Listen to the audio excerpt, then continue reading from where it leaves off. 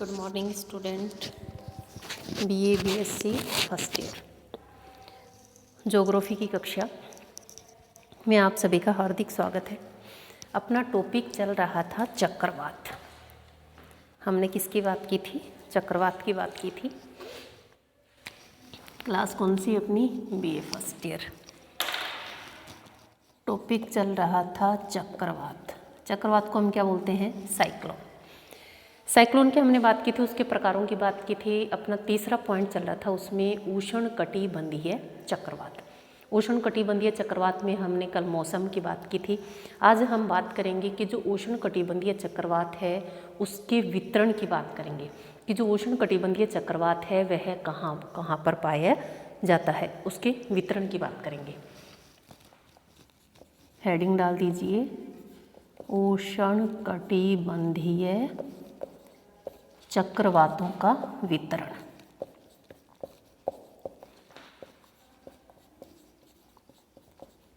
उष्णकटिबंधीय चक्रवातों का वितरण कि जो उष्णकटिबंधीय चक्रवात है वो कहाँ कहाँ उत्पन्न होते हैं, इसकी बात करेंगे हम। उष्णकटिबंधीय चक्रवात की अगर हम बात करें तो मुख्य रूप से 5 से 15 डिग्री अक्षांश, 5 डिग्री से 15 डिग्री अक्षांश के मध्य क्या होते हैं? ये दोनों गोलार्धों में सागर के ऊपर, अक्षांश के दोनों गोलार्धों में कहाँ पर? सागर तल पर। देखिए कि उष्णकटिबंधीय जो चक्रवात है उसका वितरण कहाँ पाया जाता है? उष्णकटिबंधीय जो चक्रवात है उनका वितरण पाया जाता है मुख्य रूप से 5 से 15 डिग्री अक्षांश दोनों गोलार्धों में। दोनों गोलार्ध मतलब उत्तरी गोलार्ध और दक्षिणी गोलार्ध, दोनों गोलार्धों पर। और वो कहाँ पर उत्पन्न होते हैं? सागर तल पर उत्पन्न होते हैं, सागर के ऊपर उत्पन्न होते हैं। देखिए मैंने जब उष्णकटिबंधीय चक्रवात की बात की थी या चक्रवात की बात की थी तो उष्णकटिबंधीय चक्रवातों के बारे में मैंने आपको बताया था कि जो उष्णकटिबंधीय चक्रवात होते हैं 27 डिग्री सेल्सियस से अधिक तापमान की आवश्यकता होती है और सागर भाग पर उत्पन्न होते हैं। स्थल भाग पर उत्पन्न नहीं होते हैं। कहाँ पर उत्पन्न होते हैं? सागरीय भाग पर उत्पन्न होते हैं। तो इनके वितरण की अगर हम बात करें तो 5 से 15 डिग्री अक्षांश दोनों गोलार्धों में और सागर तल पर क्या होते हैं? ये उत्पन्न होते हैं। महाद्वीपों के तटीय भाग को प्रभावित करने के बाद क्या हो जाते हैं? समाप्त हो जाते हैं। तो हम कह सकते हैं कि ये महाद्वीपों के तटीय भागों को प्रभावित करते हैं। महाद्वीपों के तटीय भागों को क्या करते हैं? प्रभावित करते हैं। क्योंकि जैसे ही महाद्वीप के आंतरिक भाग में जाते हैं ये जो चक्रवात होते हैं वो क्या हो जाते हैं? समाप्त हो जाते हैं। तो अगर हम इसके वितरण की बात करें 5 से 15 डिग्री अक्षांश दोनों गोलार्धों में, उत्तरी गोलार्ध और दक्षिणी गोलार्ध में उष्णकटिबंधीय चक्रवातों का वितरण पाया जाता है। ये सागर तल पर उत्पन्न होते हैं और महाद्वीपों के तटीय भाग को प्रभावित करते हैं। देखिए सागर पर उत्पन्न होते हैं, क्या होता है? सागर वाले भाग पर उत्पन्न होंगे, तट वाले क्षेत्र को प्रभावित करेंगे, लेकिन जैसे ही आंतरिक भाग में जाएंगे क्या हो जाते हैं? आंतरिक भाग में समाप्त हो जाते हैं।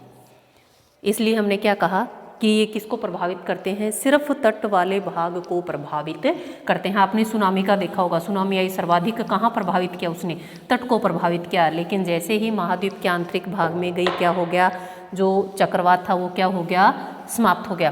तो सुनामी है वो क्या है? किसका प्रकार है? उष्णकटिबंधीय चक्रवात का ही एक प्रकार है, क्योंकि अलग अलग क्षेत्रों में इनको अलग अलग नामों से जाना जाता है। आपने देखा होगा कि सागर की लहरें उठी 15 से 20 मीटर तक ऊंचाई पर, जो सागरीय लहरें थी हवा के साथ उठी और तट को पूर्ण रूप से तहस नहस कर दिया। और जैसे ही महाद्वीपों के आंतरिक भाग में गई वो क्या हो गए थे? समाप्त हो गए थे। तो सर्वाधिक जो हानि पहुंची वो कहाँ पहुंची? तटीय क्षेत्रों में। तो ये जो सर्वाधिक जो प्रभावित जो क्षेत्र है इनका कौन सा है? जो तट वाले क्षेत्र होते हैं वो सर्वाधिक प्रभावित क्षेत्र इससे माने जाते हैं। लेकिन जैसे ही तट से आगे आंतरिक महाद्वीप के आंतरिक भाग में यह चक्रवात जाता है, क्या हो जाता है? चक्रवात समाप्त हो जाता है। दूसरी बात करते हैं, उष्णकटिबंधीय भागों में कहीं ना कहीं उष्णकटिबंधीय चक्रवातों का कोई ना कोई रूप अवश्य देखने को मिलता है। देखिए, उष्णकटिबंधीय चक्रवात उत्पन्न कहाँ होंगे? उष्णकटिबंधीय क्षेत्रों में ही उत्पन्न होंगे। लेकिन कुछ ऐसे क्षेत्र हैं जहाँ पर उष्णकटिबंधीय चक्रवातों की उत्पत्ति नहीं होती। भूमध्य रेखा है, भूमध्य रेखा पर उष्णकटिबंधीय चक्रवात उत्पन्न नहीं होते। रीजन क्या बताया था? कोरियालिस बल। क्या बताया था? कोरियालिस बल। इस बल के कारण, जो कोरियालिस बल होता है, भूमध्य रेखा पर इसकी अनुपस्थिति पाई जाती है, जिसके कारण भूमध्य रेखा पर किसी भी प्रकार का उष्णकटिबंधीय चक्रवात उत्पन्न नहीं होता है। ITCZ के सहारे उत्पन्न होता है। कहाँ उत्पन्न होता है? ITCZ के सहारे उत्पन्न होता है, न कि व्यापारिक पवनों के साथ। और यही कारण है कि कोरियालिस बल की अनुपस्थिति के कारण, कोरियालिस बल की अनुपस्थिति के कारण जो भूमध्य रेखा है उस पर, भूमध्य रेखा पर कौन से उष्णकटिबंधीय चक्रवात, उष्णकटिबंधीय चक्रवात उत्पन्न नहीं होते हैं। समझ गए? क्यों नहीं होते हैं? क्योंकि जो कोरियालिस बल है भूमध्य रेखा पर शून्य लगता है या उसकी अनुपस्थिति पाई जाती है, और जो कोरियालिस बल होता है ध्रुवों पर सर्वाधिक पाया जाता है। जो कोरियालिस बल है ध्रुवों पर सर्वाधिक पाया जाता है, और इसी के कारण जो भूमध्य रेखा है उस पर किसी भी प्रकार का जो चक्रवात है, वह उष्णकटिबंधीय चक्रवात है, वह उत्पन्न नहीं होता है। क्यों नहीं होता है? क्योंकि वहाँ पर कोरियालिस बल जो होता है वह अनुपस्थित पाया जाता है। दूसरा इन्होंने कहा कि हरिकेन क्या है? उष्णकटिबंधीय चक्रवात का प्रकार है। क्या है? हरिकेन। इसी का एक रूप है उष्णकटिबंधीय चक्रवात का। इन्होंने कहा कि जो हरिकेन है वो क्या है कि दक्षिणी अटलांटिक महासागर, दक्षिणी पूर्वी प्रशांत महासागर और भूमध्य रेखा के दोनों अक्षांशों के पास इसी प्रकार के चक्रवात देखने को नहीं मिलते हैं। इन्होंने दक्षिणी अटलांटिक महासागर की बताई, दक्षिणी पूर्वी प्रशांत महासागर की बताई, और भूमध्य रेखा के समीप की अगर हमने बात करी तो वहाँ पर उष्णकटिबंधीय चक्रवातों का वितरण नहीं पाया जाता है या उष्णकटिबंधीय चक्रवात उत्पन्न नहीं होते हैं। ये था हमारा उष्णकटिबंधीय चक्रवातों का वितरण कि भूमध्य रेखा पर उत्पन्न नहीं होते हैं। दक्षिणी अटलांटिक की अगर हम बात करें वहाँ पर उत्पन्न नहीं होते हैं। दक्षिणी पूर्वी प्रशांत महासागर है वहाँ पर उत्पन्न नहीं होते हैं, और इनका जो क्षेत्र पाया जाता है 5 से 15 डिग्री अक्षांश की बात कर रहे हैं, दोनों गोलार्धों में पाया जाता है। सागर तल पर उत्पन्न होते हैं और सर्वाधिक तट को प्रभावित करते हैं। जैसे जैसे आंतरिक भागों में जाते हैं, महाद्वीपों के आंतरिक भागों में जाते हैं, क्या होता है? महाद्वीपों के आंतरिक भागों में जाने से ये क्या हो जाते हैं? आंतरिक भागों में ये उष्णकटिबंधीय जो चक्रवात होते हैं वो क्या हो जाते हैं? समाप्त हो जाते हैं। नेक्स्ट बात करेंगे, ये हमने किसकी बात की थी? उष्णकटिबंधीय चक्रवातों का वितरण। इसी का एक लास्ट पॉइंट हम बात करेंगे। देखिए, हरिकेन है, टाइफून है, टॉर्नेडो है, ये क्या है? ये सब उष्णकटिबंधीय चक्रवातों के ही प्रकार हैं। तो इसमें जो सर्वाधिक, जो हम कह सकते हैं कि विनाशकारी जो होता है, कौन सा होता है? टॉर्नेडो। हमारा नेक्स्ट जो 4th पॉइंट है वो क्या है? टॉर्नेडो। उष्णकटिबंधीय चक्रवातों की बात करें कि कहाँ पर उत्पन्न होते हैं, कहाँ किस प्रकार की इनकी स्थिति पाई जाती है। नेक्स्ट हम बात करेंगे टॉर्नेडो की। टॉर्नेडो जो होते हैं वो क्या होते हैं? लघुत्तम रूप होता है उनका।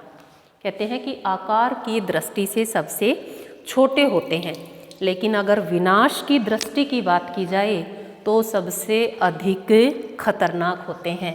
जितना छोटा उतना अधिक विनाशक, जितना छोटा उतना अधिक विनाशक।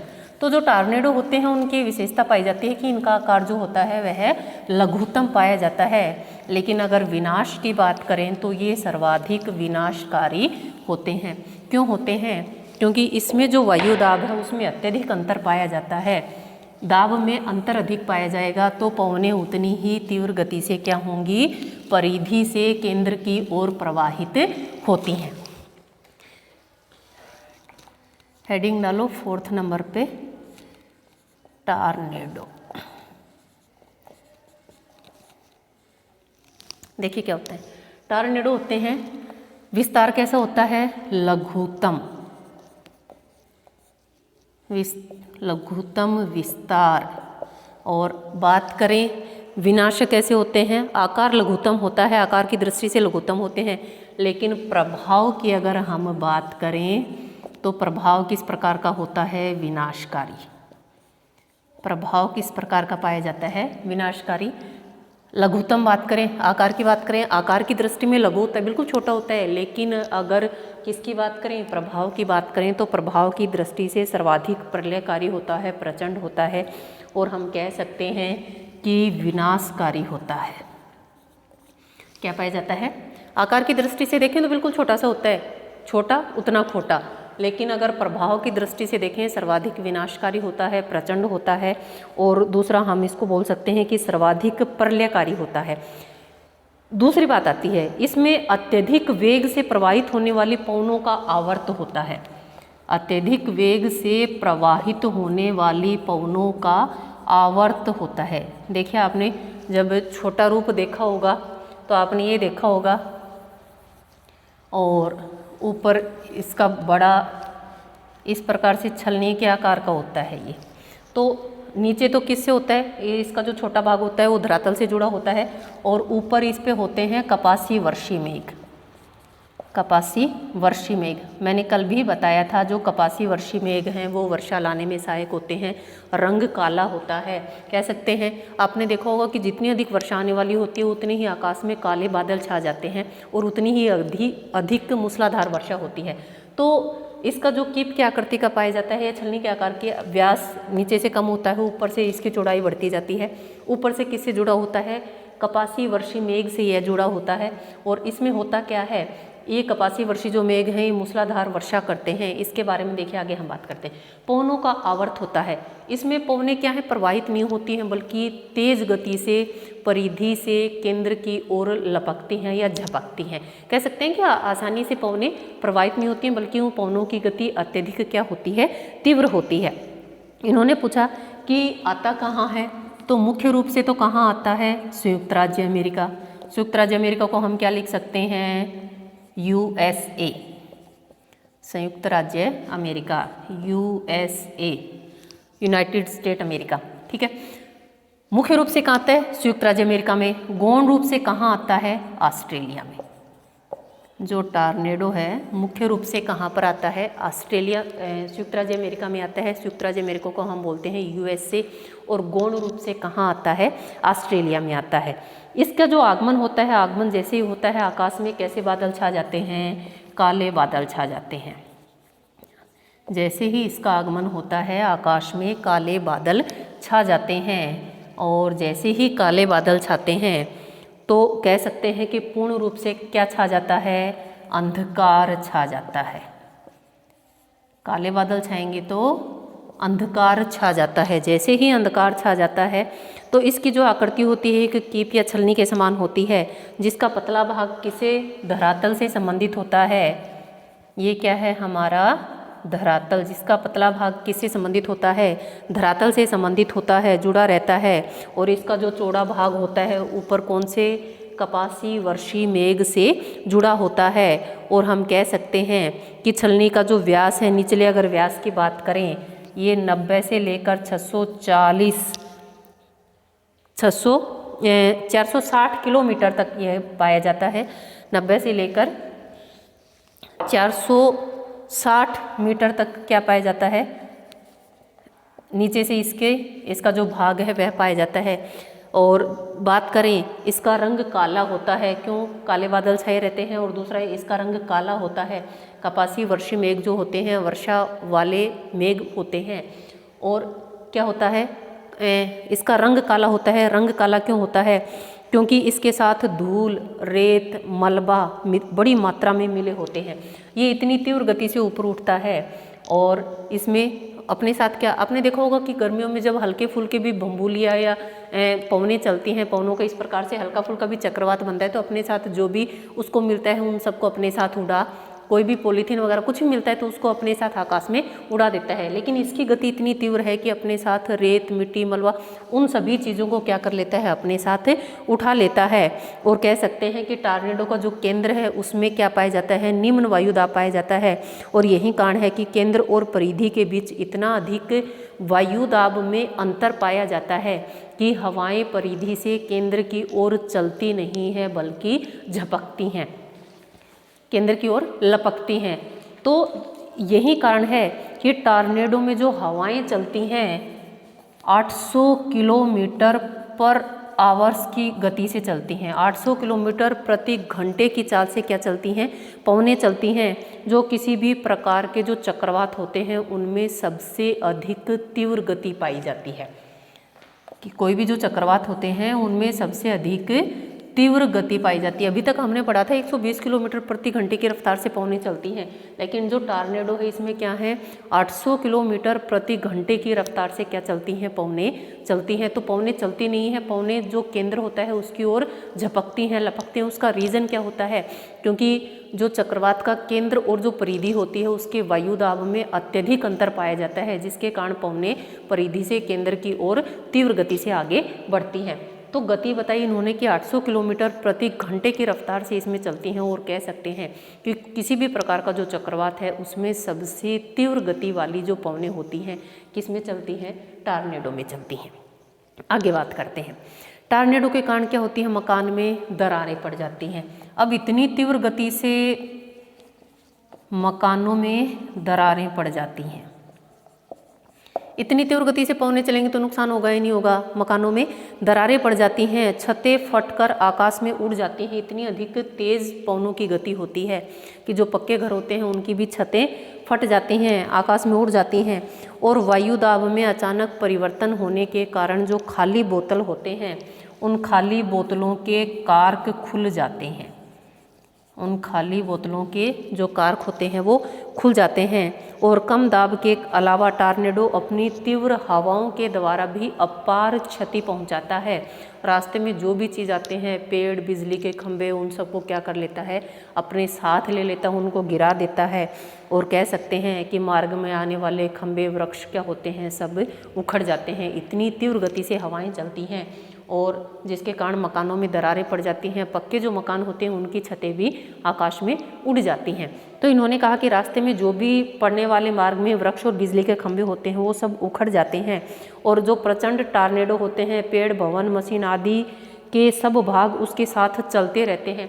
अब जो बिजली का खंभा है, पेड़ है, वो सारे उखड़ जाते हैं और वो उसी गति से आगे बढ़ते रहते हैं और इतना अधिक विनाश करते हैं कि इसको टॉर्नेडो प्रक्षेपास्त्र भी बोलते हैं।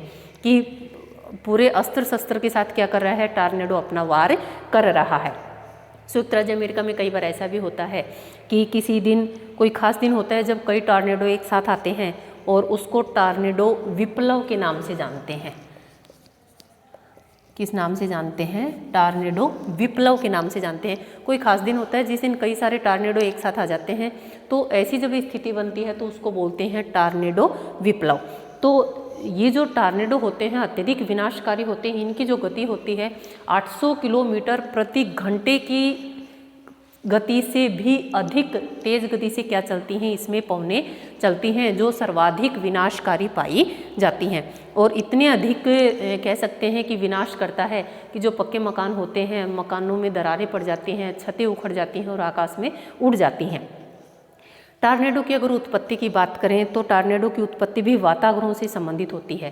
देखो मैंने आपको पिछली कक्षा में बताया था, क्या बताया था, वाताग्रह। वाताग्रह क्या बताए थे, गर्म और ठंडी वायु राशियाँ होती हैं और उनके प्रभाव से क्या होता है, वाताग्रह उत्पन्न होते हैं। पहले हम इसकी बात करेंगे, आगे बात करेंगे फिर। टॉर्नेडो होते हैं आकार की दृष्टि से सबसे छोटे होते हैं, विस्तार की दृष्टि से कह सकते हैं।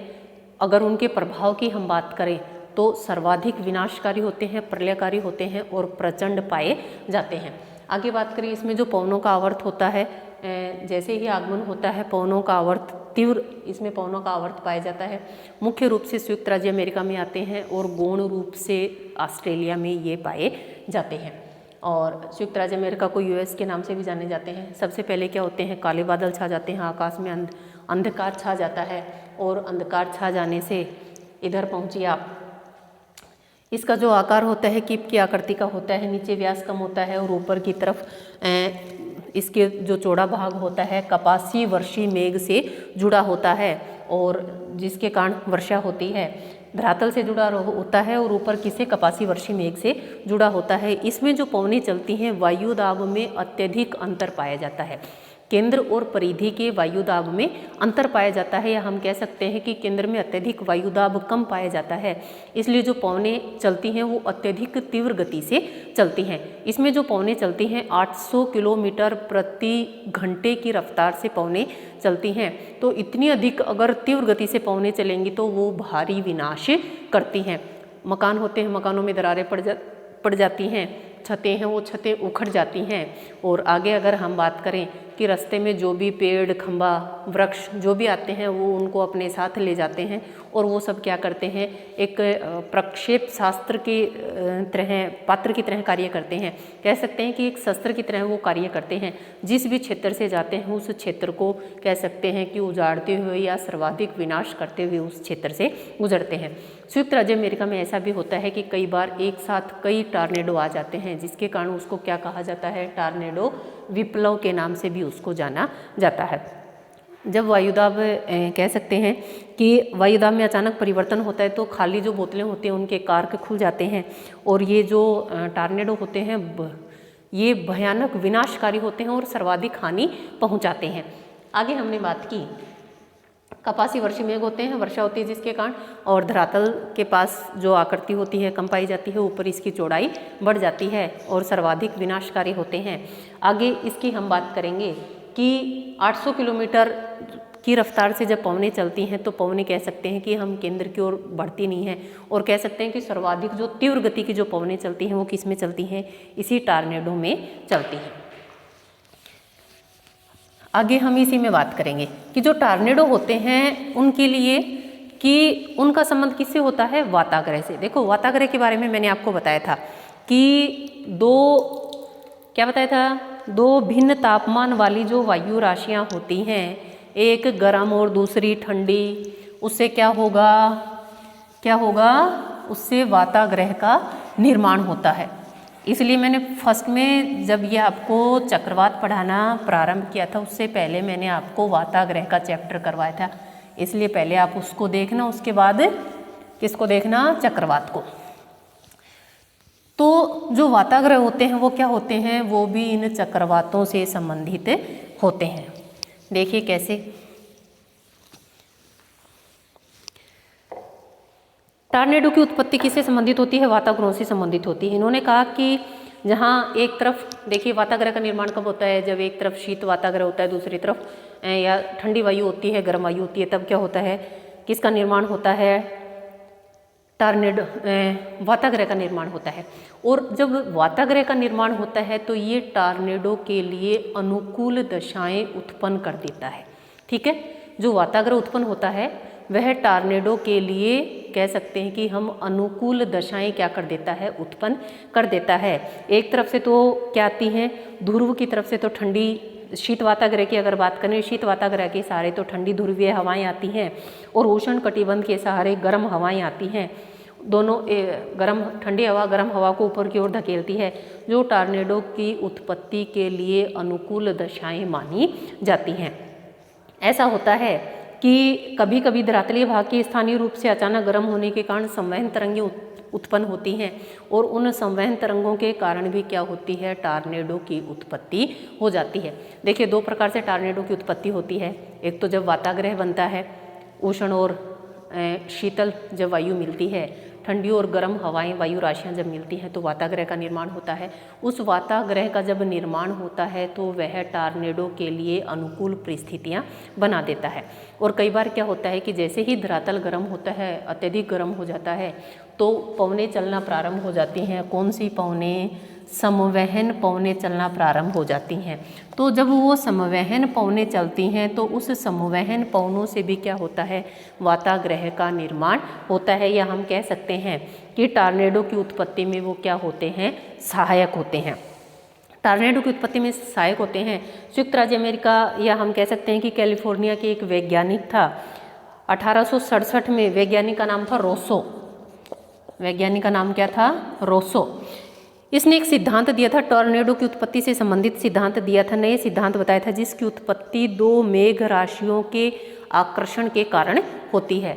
इन्होंने कहा जो टॉर्नेडो हैं दो मेघ राशियों के आकर्षण के कारण क्या होती हैं? इस टॉर्नेडो की उत्पत्ति होती है। मेघ राशियों के आकर्षण के कारण क्या होती है? टॉर्नेडो की उत्पत्ति होती है। टॉर्नेडो हम कह सकते हैं कि वर्ष के किसी निश्चित समय में ही उत्पन्न हो सकते हैं। और अगर हम बात करें कि मुख्य रूप से उत्पन्न कब होते हैं, एक तो होते हैं ग्रीष्म ऋतु में। कब होते हैं? ग्रीष्म ऋतु में। और दूसरा होते हैं बसंत ऋतु में।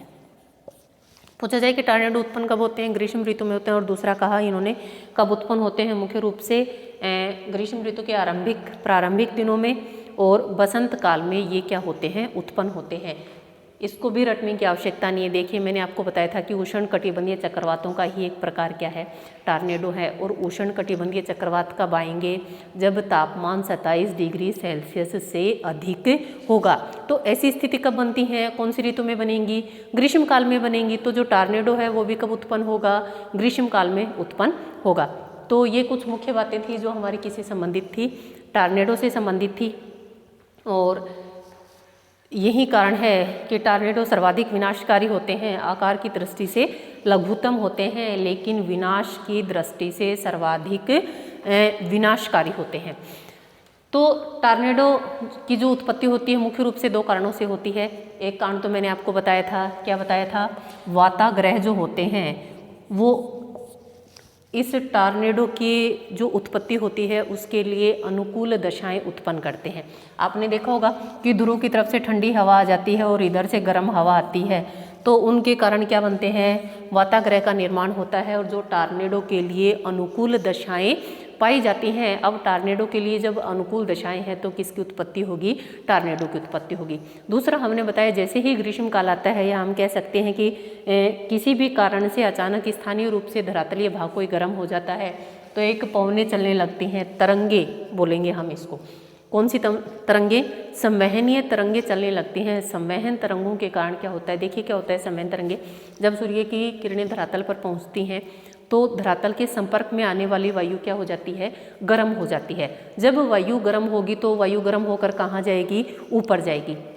वायु गर्म होकर ऊपर जाती है तो जो जाने की प्रक्रिया है वो क्या है? संवहन तरंगे, क्योंकि वायुमंडल उसी के माध्यम से ही गर्म होता है। सूर्य की प्रत्यक्ष किरणों से कभी भी वायुमंडल गर्म नहीं होता है।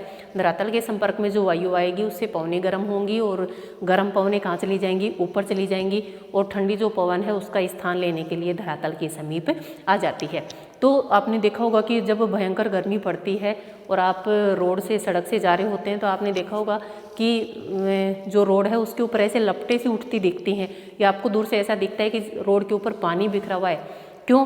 क्योंकि ब्लैक रंग होता है और वो अत्यधिक गर्म होने के कारण वो संवहन तरंगे उठती हैं और आपको दूर से देखने पर ऐसा प्रतीत होता है कि जैसे पानी बिखरा हुआ है। तो जैसे ही आप पास जाते हो तो आपको ऐसा कुछ भी दिखाई नहीं देता है। वो संवहन तरंगों का ही एक प्रकार होता है जिसके माध्यम से क्या होता है? जो हमारा वायुमंडल होता है वो गर्म होता है। जब ये संवहन तरंगें उठती हैं तो संवहन तरंगों के उठने के कारण भी क्या बनता है? वाताग्रह वाली दशाएं बनती हैं। टॉर्नेडो के लिए अनुकूल दशाएं बनती हैं जिसके कारण भी टॉर्नेडो की उत्पत्ति होती है। संयुक्त राज्य अमेरिका में एक दिन में बहुत सारे टॉर्नेडो भी आ जाते हैं और यही कारण है कि जो टॉर्नेडो होता है वो सर्वाधिक विनाशकारी होते हैं। तो इस प्रकार की जो स्थितियां होती हैं उसको टॉर्नेडो विप्लव भी कहा जाता है कि सारे एक साथ आने से अत्यधिक हानि पहुंचती है, तो उसको टॉर्नेडो विप्लव के नाम से भी जाना जाता है। इतना अधिक शक्तिशाली होता है कि 800 किलोमीटर प्रति घंटे की चाल से पवनें चलती हैं। और दूसरा हम कह सकते हैं कि जो मकान होते हैं उनमें दरारें पड़ जाती हैं और इतनी तीव्र जो पवनें चलती हैं वो अपने साथ वृक्षों को, बिजली के खंभे, उन सबको अपने साथ जो हवा होती है वो अपने साथ उनको अस्त्र शस्त्र के रूप में क्या करती है? उनका प्रयोग करती है और जहाँ भी जिस भी क्षेत्र से गुजरते हैं वो भारी हानि पहुँचाते हैं। नेशनल ज्योग्राफी देखा करो, उसमें कई बार चीज़ें आती हैं इस प्रकार की, जो सामने से तूफान आ रहा है, वो सारे क्या हैं, इसी चक्रवातों के प्रकार होते हैं कि सामने से आ रहे तूफान आ रहा है, गाड़ी चल रही है, सब कुछ मतलब इतनी तीव्र हवाएं चल रही हैं कि कुछ भी कंट्रोल में नहीं होता है। तो देखा करो, अच्छी चीज़ें देखा करो, ताकि आपके काम आएंगी भविष्य में, आपका जीवन सुधारने के लिए। तो आज का आपका क्वेश्चन है, किसकी बात करेंगे हम, उष्णकटिबंधीय चक्रवातों की बात की थी कि उष्णकटिबंधीय चक्रवात कहाँ पर उत्पन्न होते हैं, उसके बारे में बताएंगे आप मुझे। उष्णकटिबंधीय चक्रवात के वितरण के संदर्भ में बताएंगे कि उष्णकटिबंधीय चक्रवात कहाँ पर उत्पन्न होते हैं। सेकंड, आप मुझे बताएंगे उष्णकटिबंधीय चक्रवात भूमध्य रेखा पर उत्पन्न क्यों नहीं होते हैं। सही है, 2 क्वेश्चन। तीसरा, मुझे बताएंगे कि टॉर्नेडो जो है, उस टॉर्नेडो में जो हवाओं की गति है उसके बारे में बताएंगे कि हवाओं की जो गति है वो कितनी पाई जाती है। और लास्ट एक क्वेश्चन आप मुझे बताएंगे कि जितने भी चक्रवात मैंने आपको पढ़ाए हैं, जो उष्णकटिबंधीय चक्रवातों के जितने भी प्रकार हैं, उसमें सर्वाधिक जो विनाशकारी है वो कौन सा है। सही है, ये 2-5 क्वेश्चन है, आप मुझे कमेंट करके इनका आंसर दें और इसको आप अच्छे से पढ़ें। कोई भी समस्या है आप मुझे कमेंट करके पूछ सकते हैं। आप जितना इंटरेस्ट लेके पढ़ेंगे उतना आपको ज्योग्राफी पढ़ना अच्छा लगेगा और उतना ही आपको अच्छे से समझ में भी आएगा। कुछ बच्चे ऐसे होंगे जो फर्स्ट टाइम ज्योग्राफी को पढ़ रहे हैं, तो उनसे भी मेरी रिक्वेस्ट है कि आप अच्छे से इसको समझने का प्रयास करें। देखो, आपका समझना, ज्योग्राफी आना नहीं आना आपके माइंड पे डिपेंड है। उसका रीज़न पता है क्या है, आपको लगे कि ईजी है, मुझे आता है, तो आपको आ जाएगा। आपको लगेगा हार्ड है, मुझे नहीं आएगा, तो वो कभी नहीं आएगा। तो आपकी सोच पर निर्भर करता है कि आपको आएगा या नहीं आएगा। ठीक है, आज के लिए इतना ही। और मुझे एक चीज़ और बताएंगे कि उष्णकटिबंधीय चक्रवात हैं वो कौन सी ऋतु में आते हैं। ये सारे जितने भी क्वेश्चन हैं, और आप प्लीज़ कमेंट जरूर किया करो, पता तो चले भाई कितनी स्टूडेंट क्लास ले रहे हैं या नहीं ले रहे हैं। ठीक है, आज के लिए इतना ही। जो भी क्वेश्चन मैंने आपको दिए हैं आप उनका मुझे कमेंट करके आंसर दें। Thank you.